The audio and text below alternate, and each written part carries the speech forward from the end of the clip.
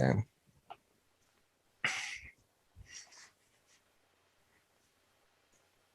So hello, we're at about 4 or 5 minutes past the hour, so we'll get started now. Welcome everyone. Lovely to have you all here. This is the Blanketos Under Midnight Sun program with Policy Sequasis.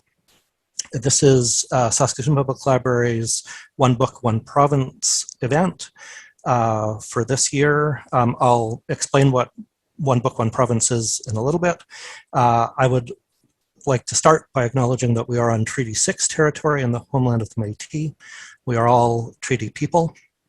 Tonight we have Elder Judy Pelly here to offer a blessing, so I'd like to invite her on screen, as it were. I'm going to spotlight her right away and unspotlight myself. I'll unspotlight myself. So, Judy, if you would, please. Judy, you're still muted. Sorry.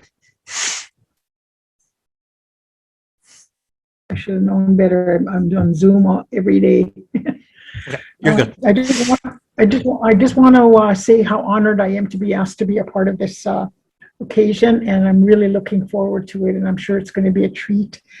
I did have a kind of a summary, a look at some of the things that he has in store for us, and also I wanted to say that I've had a smudge. I lit the smudge. I prayed, and I prayed in my own language.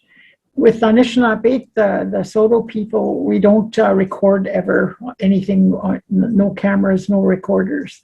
So with that, usually the Soto elders, if we're going to be praying on, we do it ahead of time, and we say our prayers to the Creator, to our guardian spirits, to our grandfathers, to be with us as we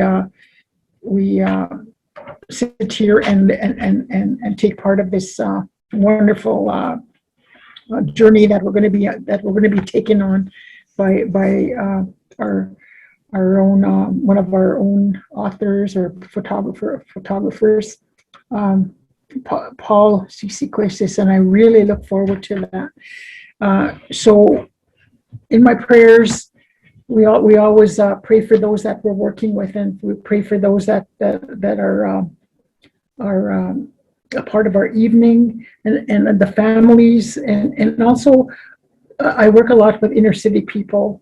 I work with people that are affected by intergenerational trauma from residential schools and all those things. That pray for the people that don't have a voice, and the people that are sick and hurting, and people, especially this time during COVID, we're all going through a global crisis and pandemic, and I included everybody in their prayers, and in our prayers, we know that the Creator knows what each and every one of you needs in your life and in your hearts, and for your families, for those, and to pray for those that don't have a voice. And with that, I just want to say that I'm looking forward to this. I'm opening up my heart and my mind, and bringing love and out there to everyone that's going to be a part of this evening. And with that, I'd like to say Chimay, and I can hardly wait to be taken on this journey with Paul Miigwech. Thank you. Thank you very much, Judy. Now I will remove your spotlight. So, thank you very much, Elder Judy. I'm very happy to have you here tonight to bless this program. So a few housekeeping things. So first off, I said just a few moments ago that I would tell you about One Book, One Province. You might already know about One Book, One Province. This is the 5th anniversary of the program, which is run by Saskatchewan Library Association. One Book, One Province Saskatchewan aims to increase literacy and to create a reading culture by providing opportunities for residents to become more socially engaged in their community through a shared story. One Book, One Province encourages Saskatchewan's social, economic, and cultural development while supporting libraries and collaboration. So Saskatchewan Library Association organizes One Book, One Province. I'm happy to see some of my co-organizers here. I am the Saskatoon Public Library rep on Saskatoon, on One Book, One Province committee. And the Saskatchewan Writers Guild has been supporting One Book, One Province since its inception. And Saskatchewan Library Association and I, as Saskatoon Public Library programmer, extend our sincere thanks to the Saskatchewan Writers Guild for their continued sponsorship of One Book, One Province.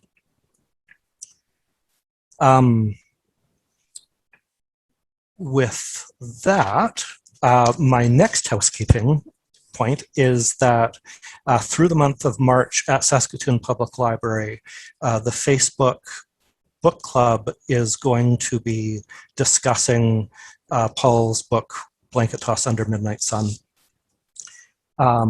If you are interested in that program, particularly if you live in Saskatoon, I know not all of you are in Saskatoon, you can find information about that program. I'll put it into the chat actually in a little bit. But you can find it on our website and in the program guide.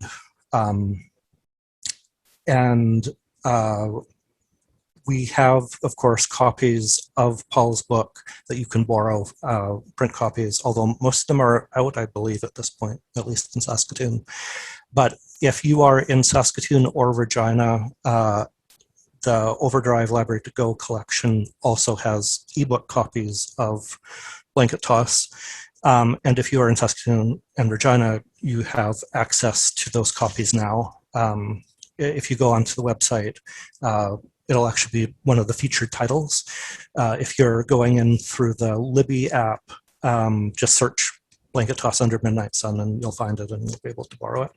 And that'll be throughout the month of March. We also have regular copies of it that are available all the time, but these ones are available sort of on demand through this month of One Book, One Province, which is always held in March, by the way. Okay, I think that is all of my housekeeping things at the moment. So with that, I would like to introduce Paul Sisakwesis. Paul Sisakwesis is a Willow Cree writer, journalist, cultural advocate, and commentator currently residing in Saskatoon, Saskatchewan. Since 2015, he has curated the Indigenous Archival Photo Project, an online and physical exhibition of Indigenous photographs that explores history, identity, and the process of visual reclamation. His writing has appeared in the Globe and Mail, The Walrus, Brick, and Granta magazines, among others. He has been active in the Indigenous arts, both as an artist and as a policymaker since the 1990s. And now I would like to bring Paul up. I think we might have lost Paul momentarily. His Wi-Fi, I know, was a little spotty at home. So while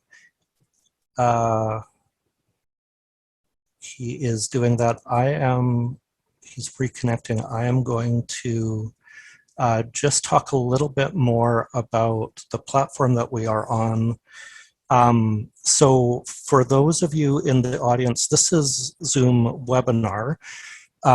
It's a little bit different than regular Zoom meetings. You'll already notice that you don't have the ability to have your microphone or your video on.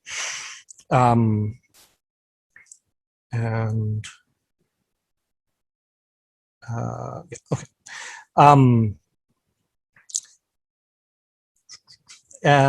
However, in webinar, you do have access to the chat. So if, oh, you know what? Sorry, Paul is right here. Sorry, Paul, you raised your hand and I did not even see it. Okay. So good. All right. So later on, how the rest of the program is going to run is Paul is going to read from his book, and I'm going to show some pictures from that. And then Bill Robertson is here, and he is going to interview Paul, talk about the book a bit, and then we'll take questions from the audience. And Bill, or sorry, Paul, I see that you are there again. Thank you for raising your hand. Hopefully this time it works to bring you back up there.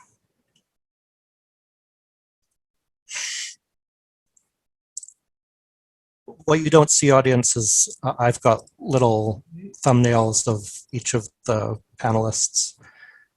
And oh, I can hear. Yeah, you're good. Okay, good. So okay, so da da da da da. So I just introduced you, Paul, while you were having connectivity issues. Good to have you back. So at the end, we're going to take questions from the audience. So that's how it'll run. We're aiming to end by about 8:30. We'll see how that works. So I am going to get you there, Paul. So you're now spotlit so everyone can see you. And I am now, do you want me to start the PowerPoint now? Maybe I'll just say a couple words. Sure, yeah, go ahead. For being here tonight, and thank you, Elder Judy, for doing the prayer earlier and for the opening. That's really appreciated. It's good to see you, Bill. I'm looking forward to our discussion. And yes, that was a bit of a panic mode. I somehow got disconnected, and then when I got on, I was just in the audience. So I was raising my hand to try to get back into the panelist kind of hat, which I'm wearing. Speaking of hats, there's 8 months of hair under here, so that's. I normally would not wear a baseball cap on when I'm speaking, but I am in these pandemic times, and I'm sure I'm not the only one who's dealing with hair, shall we say. I want to say a couple of words. Firstly, it's an honor to be reading tonight. It's an honor to be chosen for One Book, One Province. And it's an honor for me, especially to be able to share the stories that are in Blanketos Under Midnight Sun. It was two and a half years, 3 years in the making, a lot of interviews, a lot of photographs. We'll get into the details, I'm sure, when Bill and I start our discussion. What I'd like to do is just take maybe about 15 minutes or so and just read a few selections from Blanketos Under Midnight Sun. And just to preface what I'm going to read, it kind of gives the flavor of the book, which really is based on old photographs, but also the stories that go with these photographs. And I'd be remiss if I didn't say that this really began as a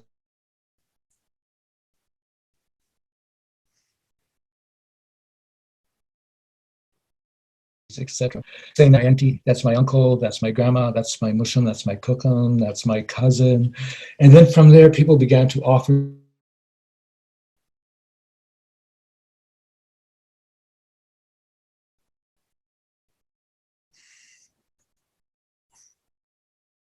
for the discussion. And we can start the PowerPoint if you'd like, Joe. Thank you.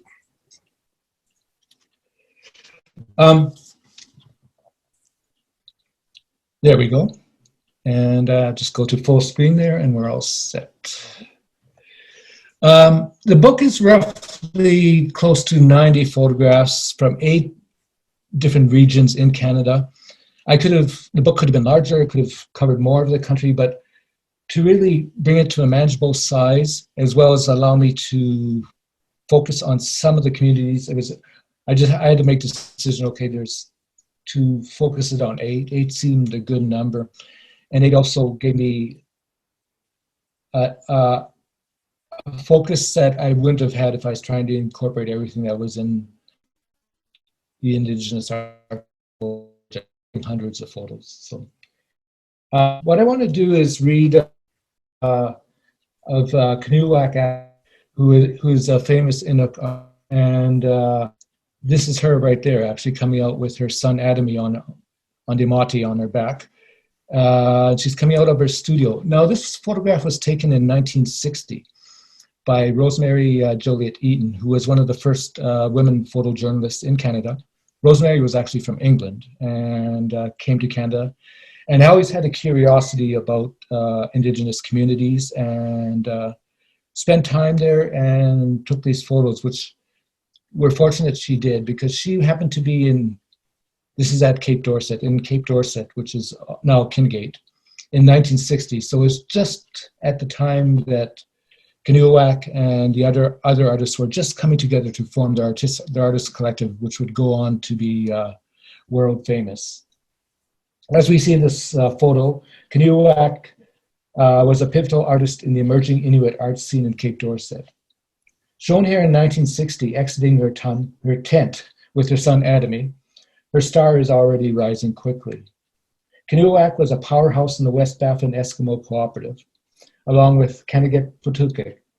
Up until her death in 2013, Kanuwak contributed many prints, and her work sold exceptionally well. She became quite possibly the most famous Inuit artist in the world, known for her prints Enchanted Owl and Return of the Sun, which appeared on Canadian stamps, and Red Owl, which the Royal Canadian Mint included on quarters in 1999. At every annual print collection from the very beginning, Kanuwak's art was much in demand, providing essential revenue for the emergent cooperative. A founding member and early signatory to its establishment, she was a seminal part of Cape Dorset and the creative cultures surrounding it.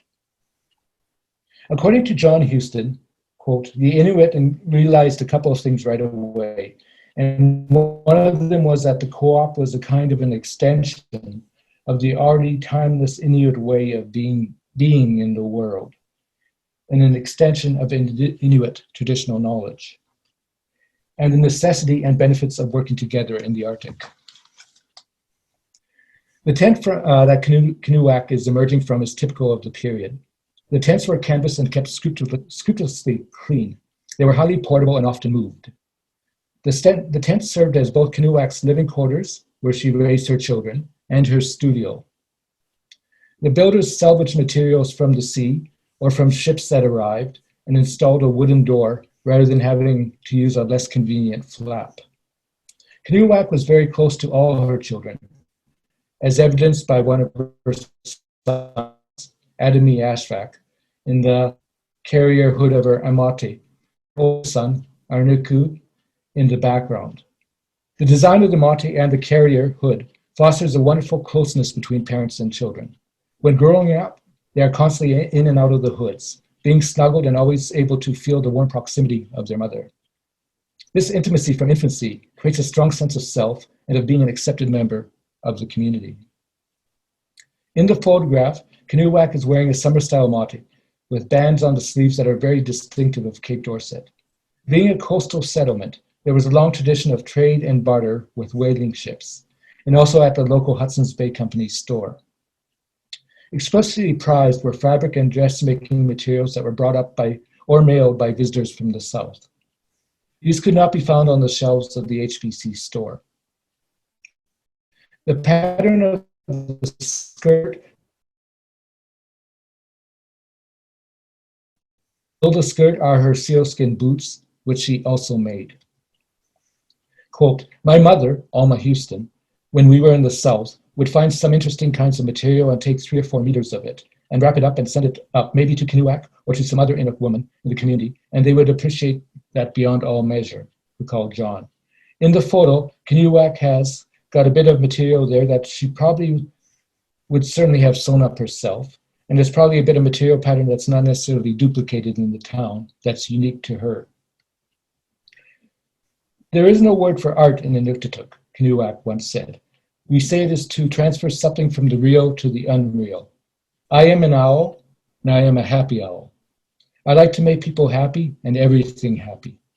I am the light of happiness, and I am a dancing owl.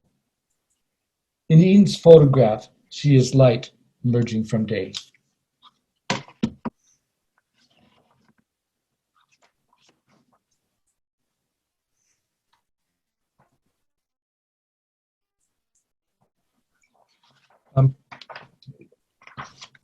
I want to tell another, just read another excerpt. This is about a woman named Maria Micinac. And I had the privilege, and you see his notes there, of interviewing John Mcphee, who was a photographer who worked in Northwestern Ontario from the 40s up to the early 1960s. He passed away shortly after I interviewed him for Blanketos Under Midnight Sun. And I was very fortunate that I was able to speak to him. His mind and memory were still sharp. And it was just good timing that I was able to speak to him while we still had him around with us. And he told me this story about this woman who you see here with her nephew in the birch bark canoe.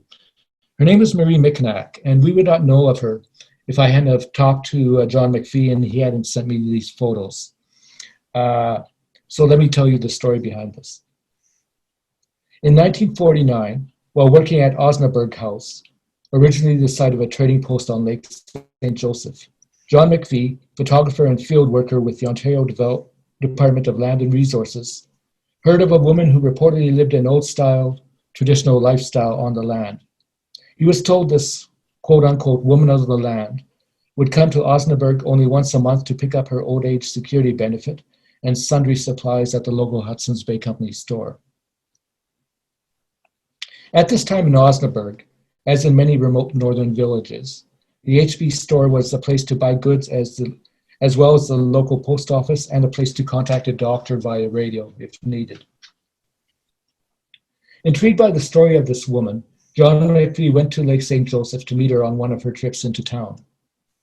In the photographs he took that day, using his Zeke's contacts for color slides and a roller cord for black and white, she is seen arriving with her grandson and also paddling up and down the shoreline. Her name, Mcphee found out, was Marie Micinac. Micinac spoke no English. Mcphee spoke only a few words and phrases and in English. So they communicated mostly through body gestures. Marie Micinac was a Anishinaabe and lived largely on rabbits, fish, berries, and Manawan wild rice when it could be obtained. When he met her, Micinac was probably in her late 60s. Her canoe was made of birch bark, well crafted and sturdy, and her paddle was also handmade, likely carved from spruce. At that time, few people were making canoes anymore out of birch bark, Mcphee told me. They were mostly all replaced by commercial ones. Chestnut canoes, which the Hudson's Bay Company handled and sold, made in New Brunswick. Micinac's canoe was entirely of her own making, with patchworks and repairs added from time to time. I noticed one spot where she had repaired a tear with a wire nail and some cotton twine. Mcphee later moved to another part of Ontario soon after and never saw or heard of Marie Micinac again. Presumably, she went on living off the land, harvesting, snaring, fishing, or hunting the food she needed, and using her skills, making and repairing what she had built from the resources offered by the land.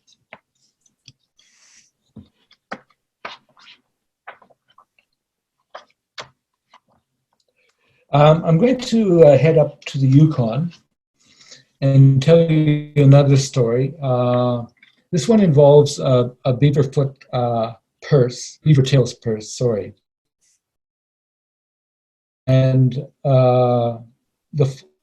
And the photograph, which is in Blanketos under the midnight sun, features one of the photographs featured is a young woman, a young teenager at the time, holding this purse. So I'd like to tell you the story about this purse. In 1951, anthropologist Catherine McClellan, known simply as Katie to many of the locals, took the photo of then 14-year-old Emma Alfred holding a beaver foot purse that her mother had just made for her. As Marie Blatica, who was a young girl at the time, recalled, "We saw Katie and Julie being Crookshank, around a lot, but didn't think anything of it. We were kids." Both anthropologists, along with Douglas Leachman, were recording legends, histories, and other stories from the oral cultures of the Tlingit and Northern Shoshone people. The land around Pelly Crossing has a deep history. Halfway between Whitehorse and Dawson City, it has long been a trading place where Northern Shoshone and coastal Tlingit would meet and trade, as well as set up fishing camps in the summer.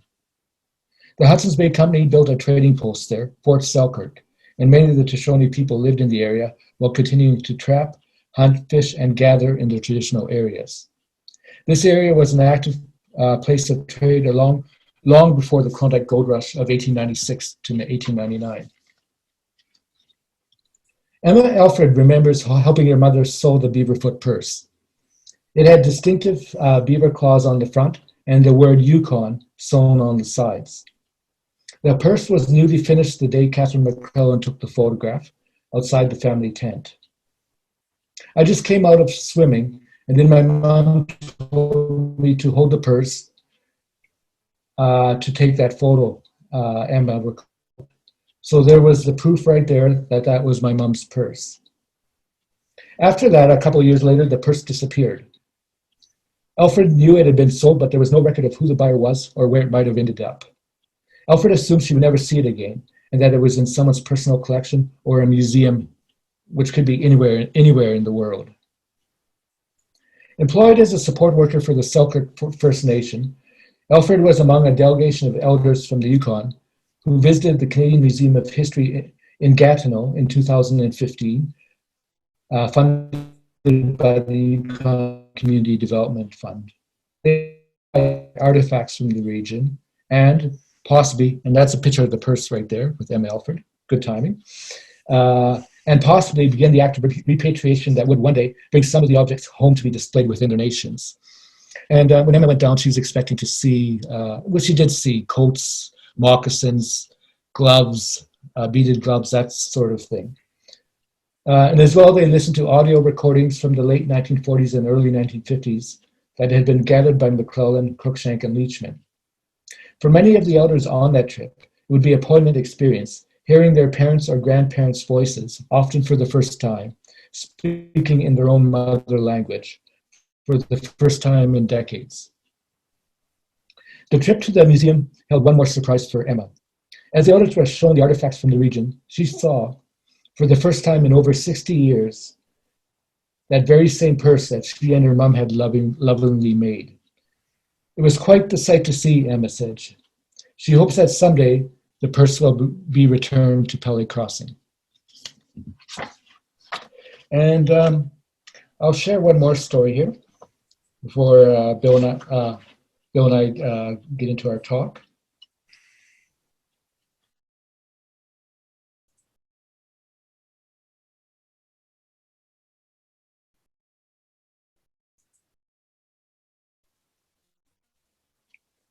Okay, I'm not sure.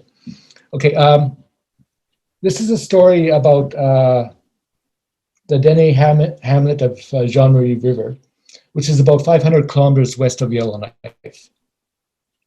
In the days before treaty, the Dene, like other Indigenous nations, used only one name. The federal government, with the aid of missionaries, began arbitrarily assigning surnames to people in the region.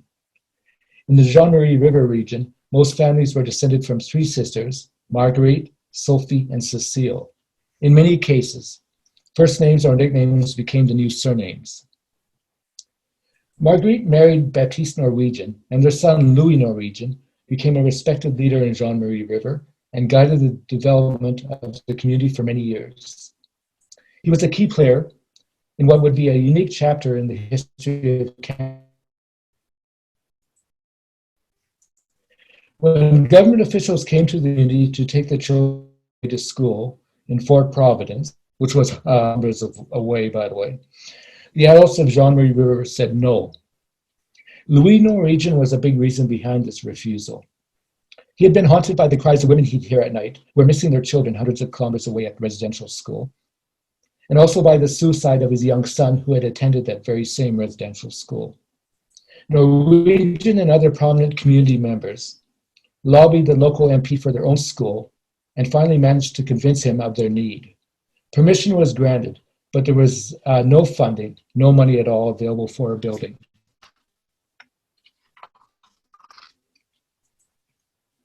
In time, the Hamlet was able to raise enough money selling fish and lumber to fund the construction of a schoolhouse. The next challenge was to find a teacher, an especially difficult task since there was no money to pay for one. Therese Carteret, an anthropologist who was studying the DNA of Jean Marie River, along with anthropologist and photographer June Helm, volunteered to teach in the school's first year. In exchange, Norwegian promised Carteret all the firewood and food she would need.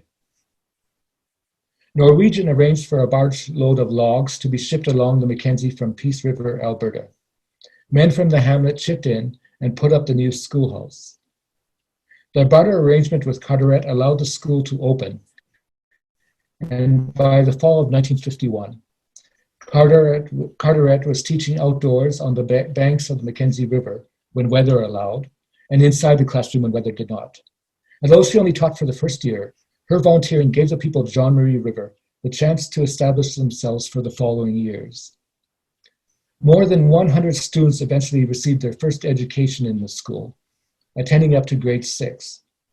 Later, the federal government began offering support, and in 1980, a new school was built in Jean Marie River. It was named the Louis Norwegian School.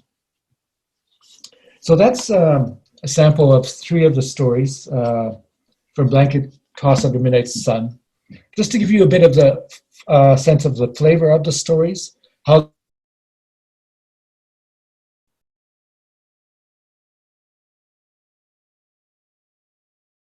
narrative unfolded, and finally interviews that I did after while the book was being composed to complete the stories. So for me, it was really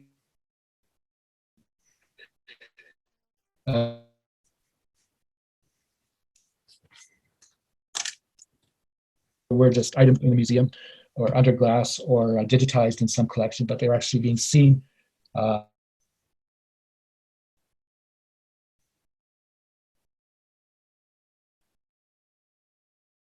and allow Blanketos Under Midnight's Sun to become the book it is.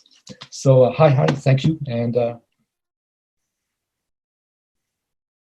to my chat with Bill.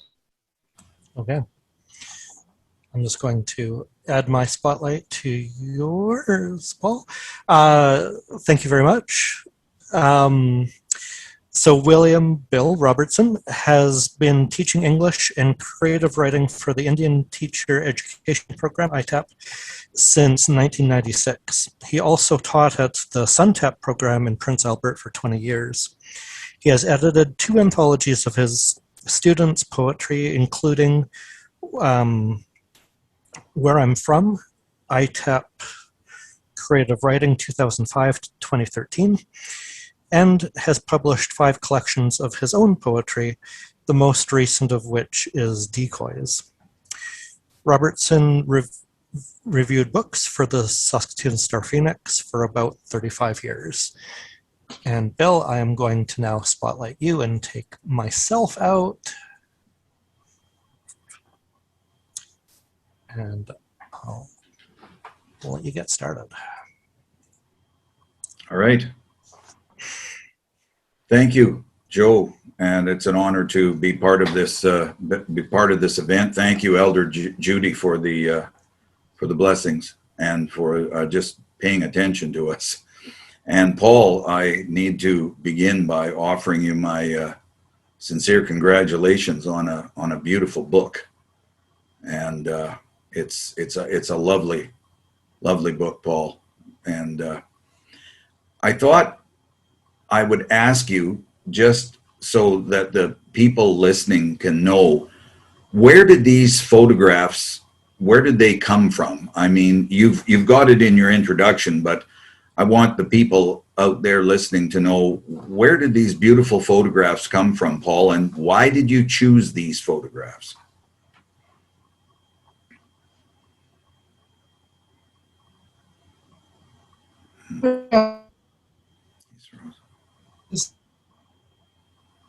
To have a photographic counterpoint, I guess, to all the negative or trauma-based things we were seeing in terms of the residential schools and the Truth and Reconciliation Commission that was going on at the time. And my mom is a residential school survivor. But my mom had made a comment about, that if it wasn't for the strength and the resilience and the kinship of the generation before, our language, our culture, all those things would have been lost. And that was a point she really emphasized. Even in the hardest of times, people helped each other. There was humor, there was joy, all those things within the communities. So that began kind of how I kind of began to want to curate these photos. Mm-hmm. So I looked at, I began to archives, like national archives, provincial archives, historical societies, museums, art galleries, any place that had acquired collections of photographs, a 50 to 60 year period, anywhere from the 1930s up to the 1970s. And as I found these photographs, which were wonderful photographs, showing different aspects of community, children playing, people attending moose hides, people hunting, people at dances, people playing fiddles, people playing drums, all these things. As I began to post these photos, the response quite astounding, in that people began to identify, that's my auntie, that's my uncle. And as I said earlier, all these stories began to unfold. So that was really how it began, Bill, was finding these photos through archives, museums, historical societies. But I would say 2 years, it's gone a step further, approaching me with photos that they have that have never been shown anywhere, that have never been in museums. Mm-hmm. Often these are photos that, say, someone's dad was a doctor up in the Arctic in the 40s or 50s and had photography, and then those photos had just sat in a shoebox for 40 years, right? So those kind of things are now starting to come to me, and I digitize them and then post them, and then we make these connections. And if the photo is not too old,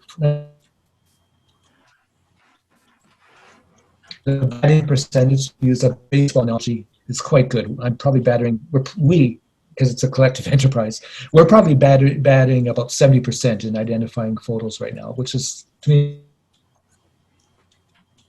and the book is just one part of that. It's gone much beyond that.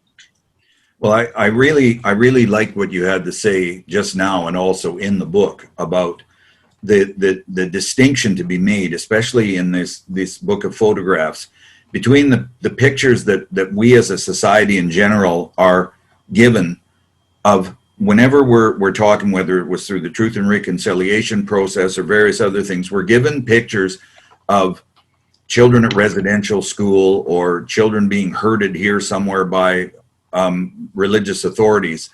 And what I found in your book and what you're talking about, pictures of very happy, strong, resilient, self-sufficient, joyful people who were going about doing amazing day-to-day things for them. I mean, the story of the Beaver Paw Purse, one of my favorite photographs, by the way, and how making that purse was just a part of their day-to-day life, but it was immediately seen by somebody as exotic, taken away and put in a museum. So, and then finally found its way home again, just to complete that story. But we're seeing these wonderful pictures of people as community, even as change assails them. And not very often, as you make obvious in the 8 sections, It's not very often, if at all, for the good. But having said that, I wondered if you could speak just for a little while, Paul, about in these photographs, the difference between the kind of gaze that is turned on the people by the people who are photographing. For instance, you make a distinction between the outside gaze and the gaze that comes from within. And there's also, of the people who come from elsewhere, there are people who find that they make themselves part of the community. The community, because of these people's willingness to be part of what's going on, the community opens up and trusts and lets them in. And so there are these different gazes in these photographs that you can feel. And I just wondered if you could speak about that for a few minutes. Glad to, Bill. You're exactly right on the differences of gaze, and there's so many different types of gaze. What I really wanted to do was take photographers, and I knew most of them would be non-Indigenous because of the time period I was working in, and I will say something about the first Indigenous photographers in a minute. But I knew they'd be mostly non-Indigenous, and what we don't see in the book and we don't see on the social media is probably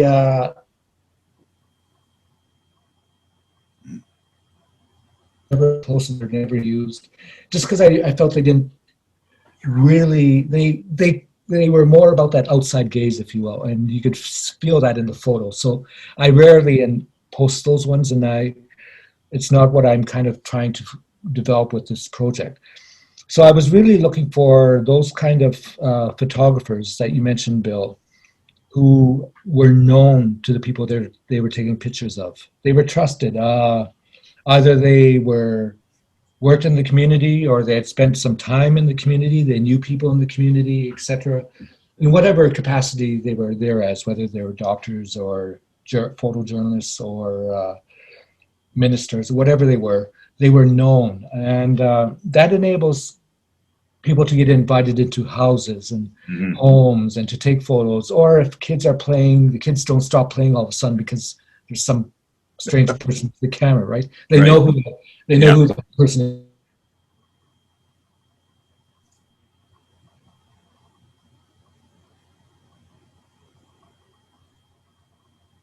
is. Shows are part of the intimacy, if you will. That these they have a relationship between the.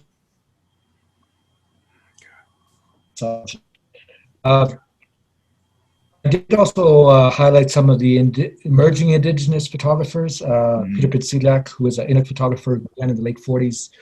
James Jerome, much later, a Gwich'in photographer in the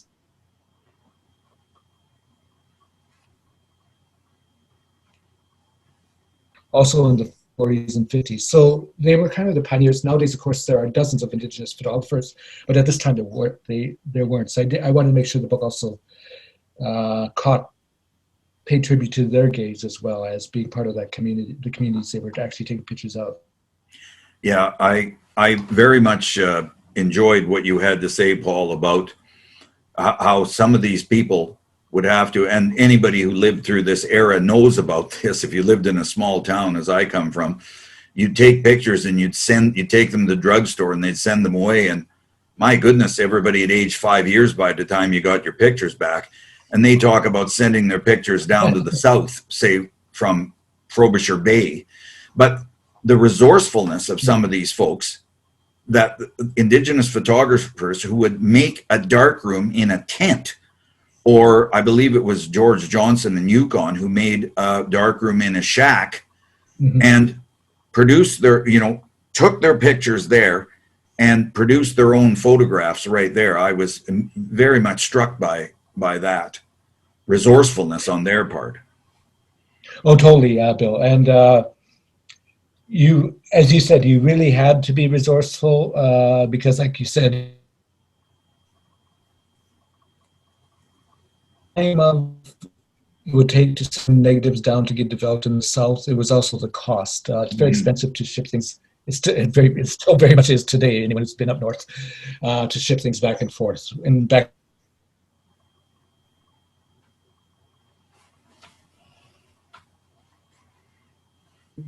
cloth. It was much cheaper to fly up some developing fluid and stuff than it was a fixer and that kind of thing. Really, like the communities themselves, is very self-reliant. Mm-hmm. I want to move on into another area, and that is you've got 8 regions that you look at, Paul. Mm-hmm. And I noticed. Would you just mention for our viewers what those different regions are, please? You mentioned them as you told the stories, but what are the 8 regions that you look at? I mean, Gladly. I look at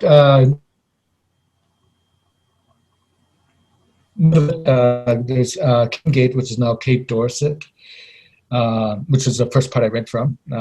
Primarily because the artist collective was up there, and it was such a historic. The photos were right from that period, so it just. Nunavut in northern Nunavut territory, northern Quebec, in Gaba Bay area. Again, for Inuit in that part of the country. Ontario, where John Mcphee was taking photos in the 40s and 50s, which is, as you know, is a huge, expansive. Oh yeah, that's like, bigger than Western Europe, as well as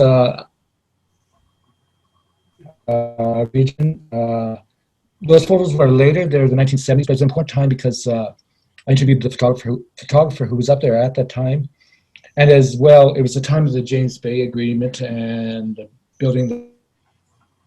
So it's a time of big change, but also a time when the communities were mobilizing in Eastern James Bay to fight the dams and to assert that they'd been living on this land forever, and it was. The Quebec government cannot just come in and build dams without their approval. So it really was an important part, I think, of Indigenous history as well. Then I look at Saskatchewan, the prairies, Alberta. Then up north we go up to the west coast. We go up to the Yukon up there, and then the Northwest Territories. So that adds up to the 8 regions. So it's not the entirety of Canada, but it covers a lot of the ground, and if there is ever, at some point, I'd love to get other areas in there, but it worked for the size and the focus of the book. So those are the 8 communities, Bill. Yeah, thank you, Paul. One of the things that I very much noticed as I read through each of to me, what you've got is these beautiful photographs supported by text. Supported by a story about those photographs, about the people who took the photographs. But you can't help but noticing, and I mean, what really hit me as I read it, and it shouldn't be a big surprise because you mention it, of course, so readers, be prepared, and that is how rich and colorful and meaningful these lives are, even as robust, even as they're being impacted by various levels of industry and government who, quite frankly, treat the whole area as the Europeans at one time put it, terra nullius. I mean, it's just empty land. Nobody lives there. It's there waiting to be used. And, as one man in Saskatoon put it, Len Findley, said, you acquire it, exploit it, and abandon it. And these people, and I think of the 8 places you mentioned, and I think right off the top of my head, in no particular order, whether it's the slaughter of the bison on the Great Plains, which affects Montana, Alberta, and Saskatchewan, whether it's the flooding of the James Bay Basin and the complete changing of a way of life, whether it's running a gas pipeline across the Northwest Territories, which affects the migration not only of the caribou, but of the people who follow the caribou, or various other, the rapaciousness of the gold rush in Yukon, and how the First Nations people there, as you say in your book, were reduced to being basically servants or shovel carriers for people who were ripping apart the land. And what I saw in your book was still, amidst that slaughter or amidst that tearing apart of the land was a robust culture that, as you point out at one place, they're always ready for change. Not this kind of change, but they're always ready to adapt to change. And I see this amazing resilience in the photos and the joy on the faces of many of the people. Can you speak to that, to that whole business of the exploitative capitalism, as it was mentioned, Professor Findlay called the death dance of extraction, as that marched across these people's land that they had lived on for 1,000 years? Yeah, no, gladly, Bill. You've already outlined, you know, in these areas there was something, whether it was the eradication of the bison, whether it was the pipeline in the north, potential of a Mackenzie Valley pipeline in the north, or the James Bay hydroelectric project. If we look at Nunavik, you had the mass slaughter of husky dogs by the RCMP in the 1950s, which totally destroyed a whole way of hunting and of living off the land for subsistence hunters and gatherers. So this disrespect, you know, can be found in each of these regions, and it can't be ignored. And part of the book is, you know, acknowledges that this is happening. But to your point, I think I wanted the book to do two things. One is to show, as you said, that these people have gone through a lot, but they've kept their family, their kinship, their relationship to the land. They've kept that's still there. That's still a really essential for anyone who's going to spend time in any of these areas or communities to grasp, is how important that is. And so these photographs are a legacy of that. In some of the time, and some of the photographs that go back far enough, they're a legacy of a way of life that's changed now. But I also think, because of the period that we're in, and what you had mentioned, Bill, is that the communities and the people there are always really adaptive. Yeah. And if things come in that, you know, like snowmobiles or planes or hunting rifles, those sort of things, anything that, you know, is a bit of, these things can be adopted and used and brought into communities, and it doesn't negate that relationship to the land. It doesn't negate that kinship. It alters the way it is, but no, these are communities, and these people are not stagnant. They're not frozen in time. They're living people who you know, go through good times, bad times, etc. And they're three-dimensional, and that's really, if that comes across in the book, then the book, I think, has done a service to show that that resilience and that three-dimensionality of the people in the book is very much alive in there. Well, I need to say, in response to what you're just talking about, I think of certain photographs, Paul, like the one of the women all gathered at Frobisher Bay, and there's a huge float plane bringing in supplies. They're wearing traditional garb, but it's traditional based on an amalgamation of what they have gotten from the land, together with Hudson Bay products, like certain of the tartans. And there they are. Or one of my favorite stories in the book is that picture of the four fellows in the James Bay region who are in the rock band, and you say they headed out on their tour, and you said it may be one of the only rock and roll tours that was done by canoe. And so here you have rock and roll with electrical instruments, amps and guitars and drums, but they're going from community to community in canoes. And you said it may be one of the only rock concerts in which one of the guitar players was on stage in a pair of hip waders. And so what you see is these beautiful adaptations where you're not going to shun a modern canoe or a modern rifle or an electric guitar for that matter. You're going to bring it in, welcome it, and make use of it. And that's what you just talked about. I see that happening again and again and again in the photos in your book, Paul. Well, thank you, Bill. And yeah, I'm glad you mentioned the Fort George Rockers. I didn't read that segment, but it is one of my favorite segments in the book. And you're right, it shows the adaptability. This rock band going in freight canoes with their guitars and their amps and their drum kit and that sort of thing. And also with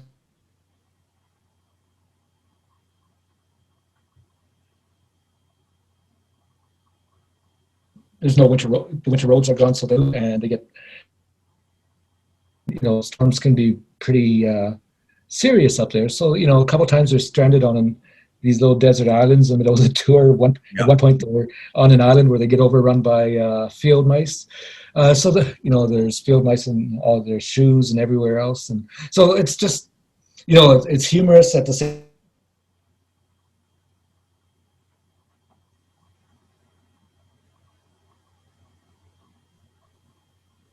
You just deal with things as they come up.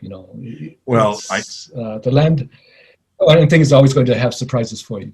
What was it? Was it George Johnson in the Yukon, the photographer who decided he'd like to buy a car, but of course there are no roads, so he got some people to build him a road to drive his car on. Was that case? Yeah, he was. Yeah, George Johnson.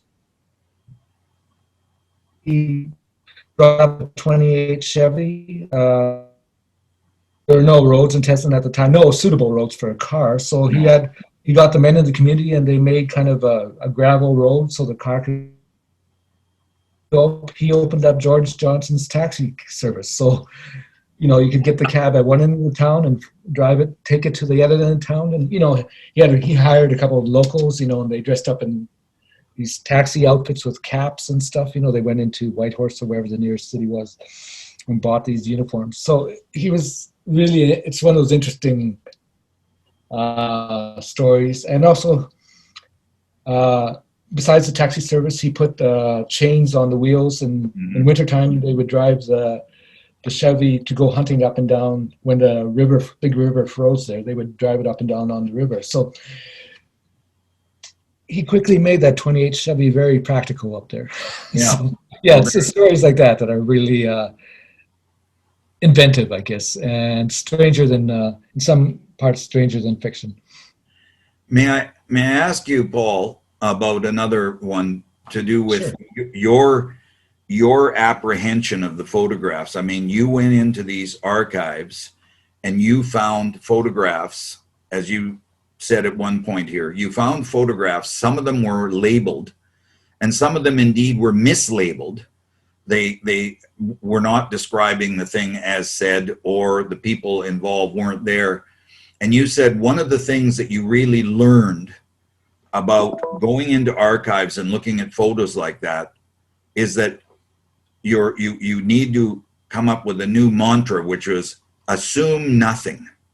Can you talk about that a bit when it comes to going to work through the archives and then putting these on the internet for people to look at and a general population to look at and say, oh my goodness, that's my auntie, but that's not 1941. That's, talk about that attitude of assuming nothing. Gladly, Bill. I think I got humbled fairly early on in the process, within the first year and a half. And what happened was, I would make assumptions. I would say,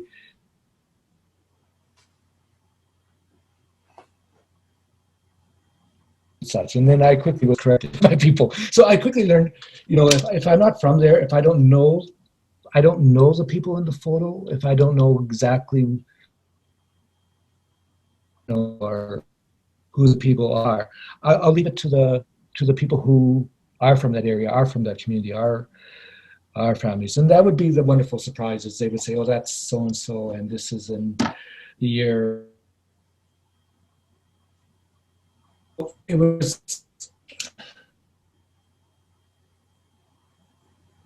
the photos, which is an important part of the project. But it's really important that it's not me captioning those photos, that I'm just responding to comments and feedback from people from those communities. And they are the ones who are telling the story behind those photos. Mhm. And so, like I said earlier, our batting percentage is really, 70, 75% of the time we're able to,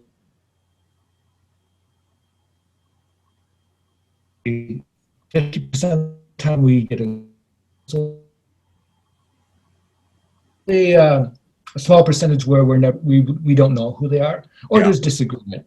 Sometimes there's a group shot and someone will say that's Uncle Joe, and someone will say no, that's his brother Ralph. And right. Well, So we know where the village is, but we don't quite know for sure who it is, and that's fine too. That's part of what it is, detective work, if you will, of this project. Well, I think you put at one point in the book, Paul, that sometimes when you ask people about this, their general, and I think a beautifully philosophical attitude would be, well, it could be. It could be. Exactly. Yeah. It could be. And so. And that happens. I would say the could be's are a minority, probably, 1 in 4, but the majority we do get when the people from the communities are able to identify who the people are. And what's awesome and what's really great now is, particularly with the private collections, I should say, have never been digitized or seen by anyone. So I'm really excited when those get sent to me and I get to post them. And we've had people from the estates or from the families who then go the extra mile and have sent high-resolution prints to those communities themselves. Mm-hmm. To the people in those communities who are maybe seeing these photos of their grandmother or their grandfather that they've never seen before, Right, or they'd only heard about. And now these photos are returning home, and that's really a wonderful side of this as well. So that is, from the private collections, it's actually people seeing it for the first time, and in those photos getting home. I wonder, Paul, if we could bring it around to what you say at the end. I believe it's in your epilogue. You open in your introduction when you talk about the humbling process of having to assume nothing, and by the time you get to the end, which it's really the end for the reader, not for you. I mean, for you, this is a circle that goes on and on and on. But for we as readers, if we want it to be, it's a linear experience from start to finish. Of course, I've been going back and forth and having a great time. But if you go traditionally in the Western model from start to finish, you end in your epilogue where you say, these photographs depict stories, not ultimate truths. Can you comment on that a bit, Paul? Just the photographs shows a story, but not an ultimate truth. Just tell me about that. Yeah, I guess what I mean about that is, and it's probably partly a response to the approach of anthropologists or historians or ethnographers.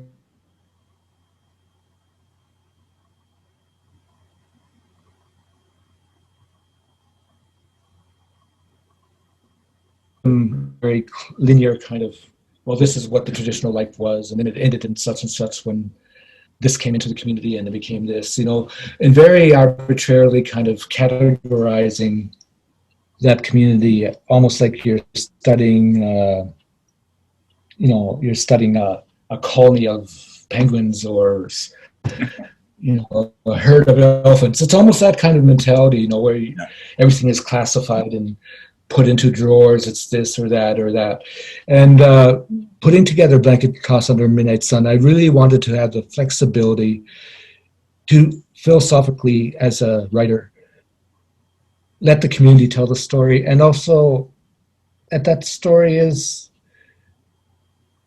part of the oral narrative or history of that community. And it's like storytelling. The stories are there, but they change. My Uncle Joe will tell the story different than Auntie Ruth will, but that story is still known within that community. It just has altered and it's changed. And I'm sure if I rewrote Blanketos Under Midnight Sun tomorrow, and a new book, a lot of these some of these stories would change as well. I mean by it, Bill, is really to get away from this idea that you dot every I and you cross every T and then you've got the truth. You never have that. These life and vigor and contradictions and marvelous individuals and long histories, and the stories are going to reflect that. And your story is going to be different from my story, is going to be different from Joe's story, is going to be different from Judy's story, etc. If we're all in the same community, we'll have our different kind of perspective to it. And to me, that was important in respecting that within the context of building stories around these photographs. Right. Okay. Well, speaking of Joe, his images appeared above us, Paul, and so the way the format I understand is supposed to work is somewhere you and I are supposed to leave off on our conversation and allow for some time for people outside the viewing range here to possibly ask a question. So I'll just stop and ask Joe if he'd like to get a word in edgewise here. I'll unmute myself first. Thanks, Bill. So yes, so if any of you in the audience have questions, there is that Q&A feature down at the bottom of your Zoom screen. Click that. You can enter your question and we'll ask Paul the questions.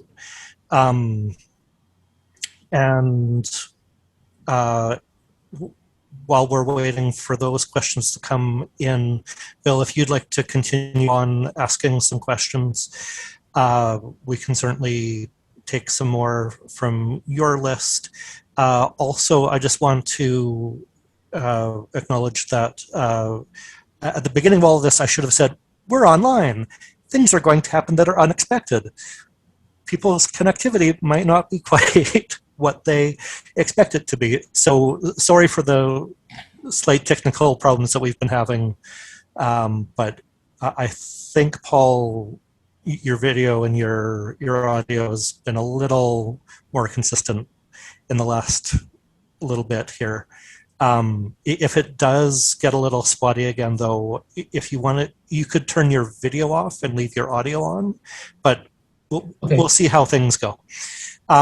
So yeah, so if any of you in the audience would like to ask questions, just put those into the Q&A down at the bottom. And Bill, if you have another question, go ahead with that. And oh, you know what? Here's a question already. Dave. Look at that. Okay, so this one's from Heather. Thank you for this fascinating interview. I look forward to the book. I wonder about the book's title. Paul, can you explain the meaning and why you chose it for the book? Awesome. You can see me on screen right now, right? Yes. Okay, awesome. Just want to make sure people can. The title actually came about.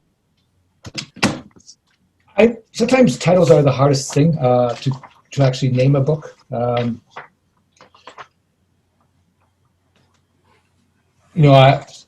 was looking at titles like In Focus, a whole bunch of things like that, and none of them were sticking. And then my agent and friend Denise Bukowski said, "Why not call it Blanketos Under Midnight Sun?" And it just stuck. And even though there's not a story per se, Blanketos in the book. The Blanketos is pretty common celebratory thing across the circumpolar world. And essentially you have a bunch of people, often with an animal skin, sometimes with a large blanket, whatever, tossing someone up in the air. And there was this marvelous photo of this woman being as summer cell. It's really a celebration thing. And there was this wonderful photo taken in Alaska of this woman being tossed up into the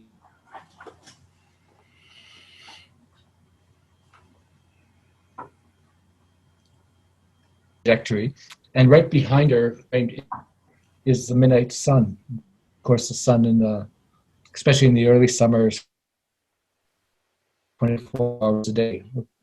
And so it just seemed like a perfect the spirit of the book, if you will. And so it's stuck. It just, Blanketos on a Midnight Sun, just that's how it became the title of the book. Thank you for that question, by the way. Very good. Okay, so that is the only question so far from the audience. So Bill, if you'd like to ask your next one. And Paul, you cut out a little bit there on that question, but anyway, let's continue to sort of monitor how things go. So Bill, go ahead. Together. We're putting it together, Paul. Okay, good. Yeah. I hope I'm not cutting out too much there. I'll try to. No, I want to thank Heather for that question. That was when Joe said, I hope Bill has a question ready to go. That was my question. So big thank you to Heather. Yeah, and don't be shy to ask questions. Yeah, please don't be shy to ask questions. We've got the time and we've got the ingenuity. And by golly, we've got the author right here. One thing that Paul mentioned, and it comes up in an early part of the book, is this whole business. I think we on the Great Plains, as twere, are very well versed on what happened around the slaughter of the bison. James Daschuk, if you haven't apprised yourself of his amazing book about clearing the plains and what the whole business of slaughtering the bison was about in order to clear the plains of not only the bison, but the people who followed the bison. We know about that here in Saskatchewan, but Paul mentioned the dog slaughter up in Nunavut, and I wondered if he could just speak to that briefly to apprise our listeners about what exactly that was, Paul, and why it took place.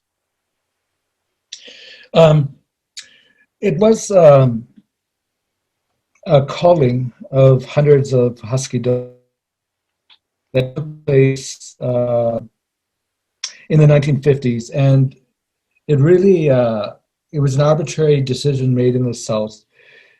It happened around at the same time that forced were happening. The Canadian government was very interested in setting up kind of wherever they picked on the map, this would be the new Inuit community, and this would. So the slaughtering of the dogs was a traumatic experience, firstly, subsistence hunters and relied on those dog teams. They were the way you got around. They were the way you hunted. This is pre-snowmobile, of course. So the actual slaughter of the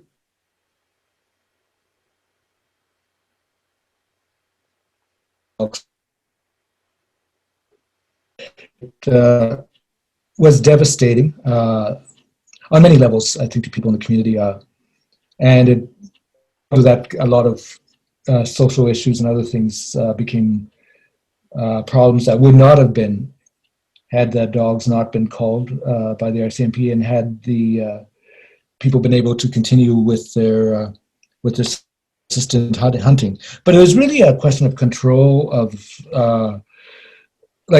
similar to what the eradication of the buffalo was. It was a question of destroying kind of the basis of subsistence lifestyle in order to achieve a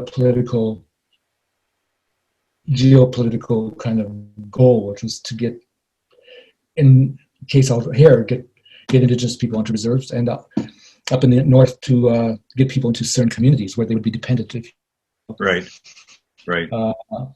On the government, and also made the government an easier job for the government, because then if they have everyone in one place, it's easier for them to deliver whatever services they're forced to deliver. So it was a political and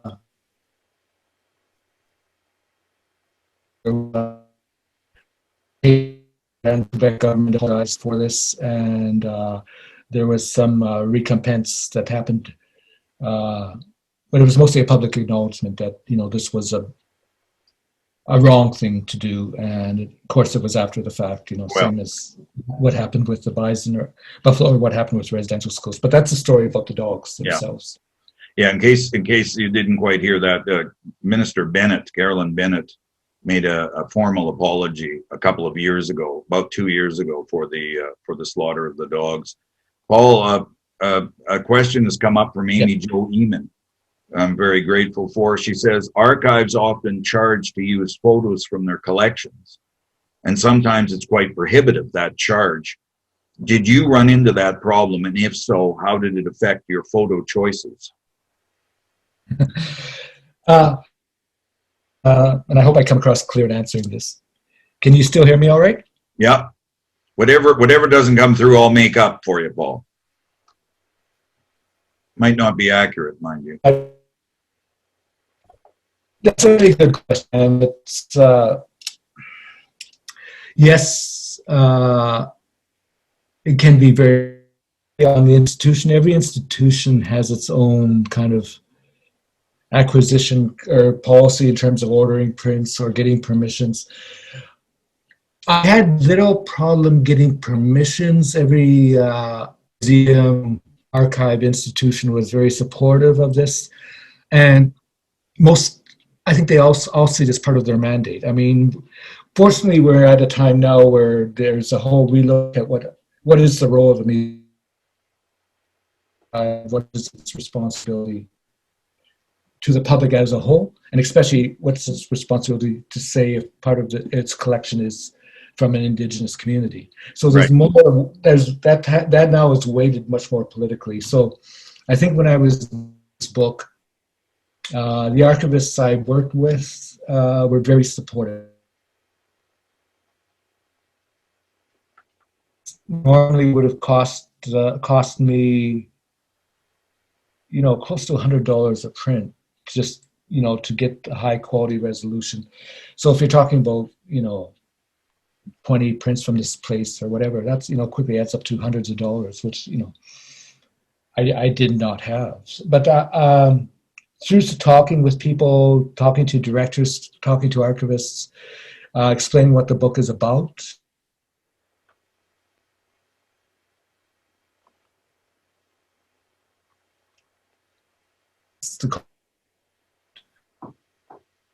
and I think I put that in the acknowledgements. So I really want to also respect those archivists and in making the book possible by not just getting the prints to me, but also waiving certain costs or coming in, working a bit harder overtime, whatever, to ensure that I really had cooperation, so I can't complain. It was a happy process. But the point is, right, it can be a very expensive thing. Okay. So depending on who you are and the politics of the time, and is that what you're saying? It was about. If I was coming out of the blue and to say I wanted some photos, no, they wouldn't have done that. So it was really the context of the book. Yeah. Yeah. Okay. Any other questions there, Joe? Have you seen any come in or? None yet. I'm glad you caught that one from the chat. Thanks, Amy Jo. Yeah, no more that I can see. So if you have some more, go ahead, Bill.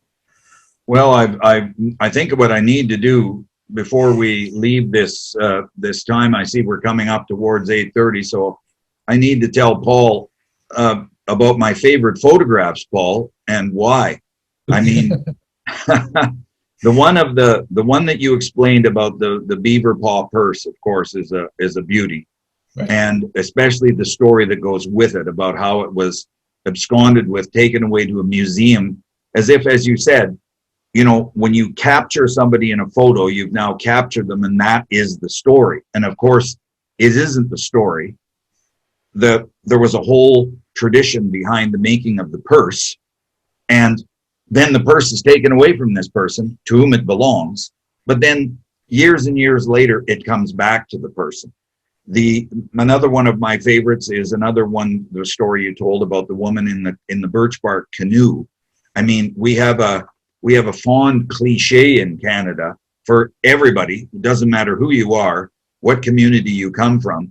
There's this romantic notion of a birch bark canoe, but who actually can make a birch bark canoe?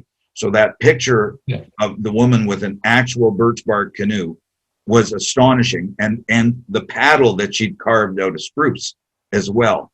That's another one of my favorites. The one that wasn't mentioned but that was shown in the round is of the children on the wharf. The children on the wharf up in is it Deline or Deline in Northwest Territories?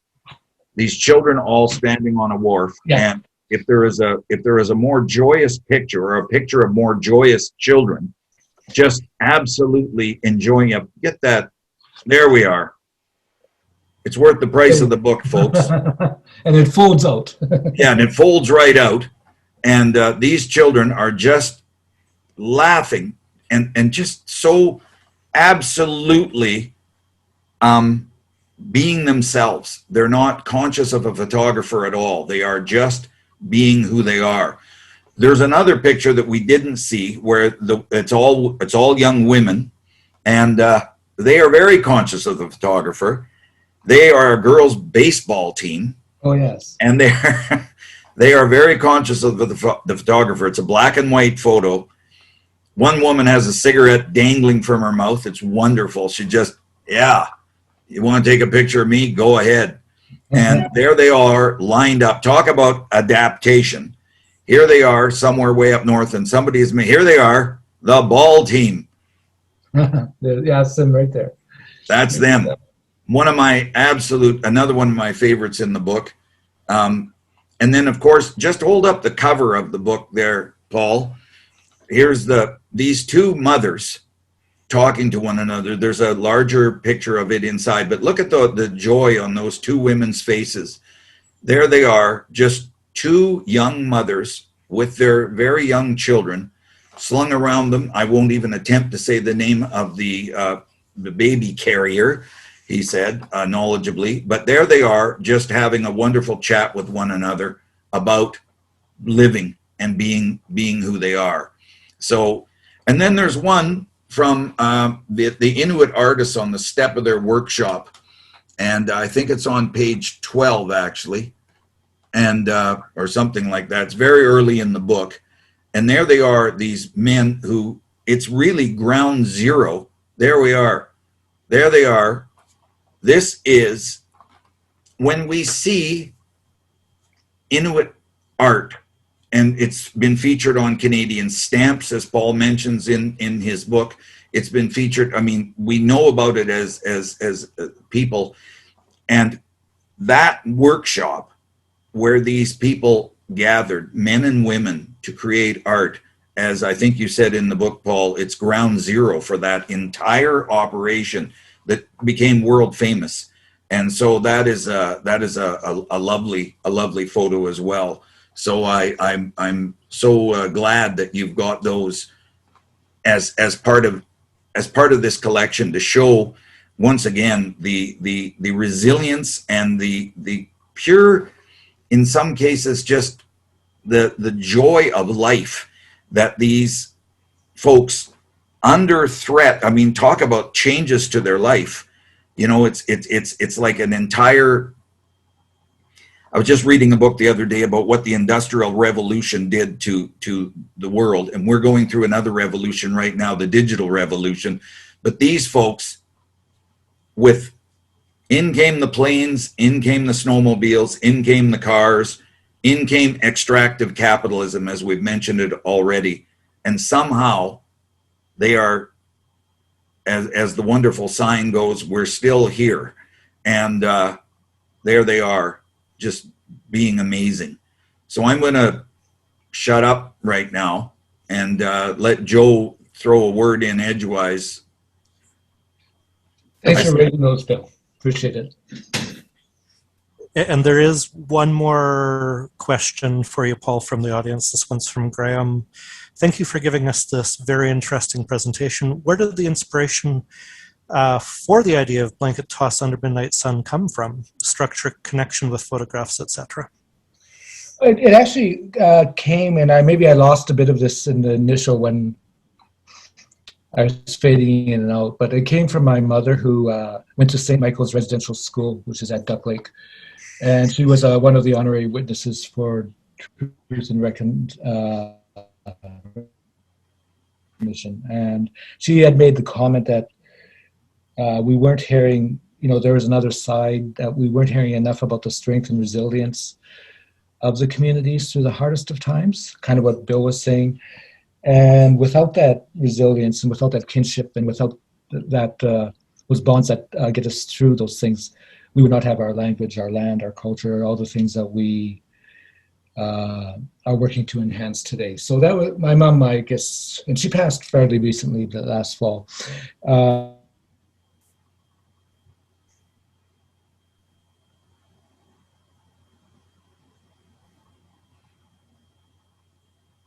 From there, it just evolved into what it's become. And I'm very grateful for all the readers and all the people online who've taken the time to look at these, not just look at these photos, but to comment on them. That means the world. So hi, thank you for that. Well, thank you, Paul. It's, as I say before, it's a beautiful book. And your mother had a wonderful idea to say, okay, Paul, we've seen the tough stuff. Let's have a look at the joy and the resilience. And I think you've captured it beautifully in this book. Thank you. Great. And with that, it's 8:30. So thank you very much, Paul. I know you have a number of other events this month, a few other virtually through other public libraries and through some other libraries. For those of you who are interested in those events, I've put the link to the One Book, One Province 2021 page in the chat. So you can follow that, and that will lead you to all of the information. So thank you very much, Paul. Thank you, Bill. Thank you, Judy. This has been a wonderful evening.